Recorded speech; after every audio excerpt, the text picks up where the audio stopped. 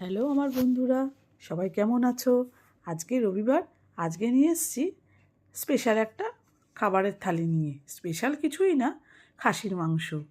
আমার কাছে স্পেশাল কারণ আমার হাজব্যান্ড মাংসটা রান্না করেছে। ও কিন্তু খাসির মাংসটা দারুণ রান্না করে। ওই জন্য ও বললো চলো আজকে রান্না করি।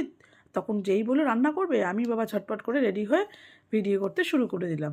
মাংসটাকে প্রথমে টক দই আর গোলমরিচ গুঁড়ো দিয়ে ম্যারিনেট করে রেখেছে।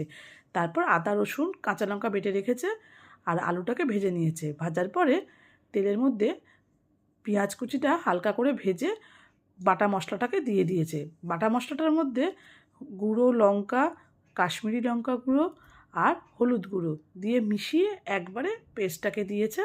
দেওয়ার পর নাড়াচাড়া করে তার মধ্যে নুন দিয়ে দিল। নুনটা দিয়ে ভালো করে কষিয়ে নিচ্ছে।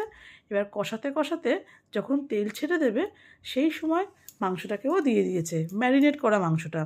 ম্যারিনেট করেছে কিন্তু প্রায় ঘন্টাখানেক মতন। খাসির মাংস একটু ম্যারিনেট না করলে হয় বলো? যাই হোক, দিয়ে তারপর সুন্দর করে নাড়াচাড়া করে ওটা একটু ঢাকা দিয়ে দিয়েছে। খাসির মাংসের যে রসটা বেরোয়, যে আত্মরস যেটাকে বলে, ওটাকে যদি না ভালো করে কষানো হয় না, তাহলে কেমন যেন একটা গন্ধ বেরোয়। আমার তো খুব গন্ধ লাগে। যাই হোক, সেই জলটা কষিয়ে যখন তেল ছেড়ে দিচ্ছে সেই সময় জল আলাদা করে গরম করে সেই জলটাকে পরে আবার দিয়েছে, দিয়ে ঢাকা দিয়ে দিয়েছে। পাশে কিন্তু মৌরলা মাছ ভাজাটাও হচ্ছে। আমাদের কিন্তু রোববারের মেনুতে মৌরলা মাছটা থাকেই। যাই হোক, বেশ কিছুক্ষণ পর ঢাকা চাপা দিয়ে মানে রান্নাটা হয়ে গেল যখন, এবার আলুগুলো দিয়ে মাংসটাকে প্রেশারে ট্রান্সফার করে দিলাম। দুটো সিটি দিয়ে আমার খাসির মাংস রেডি।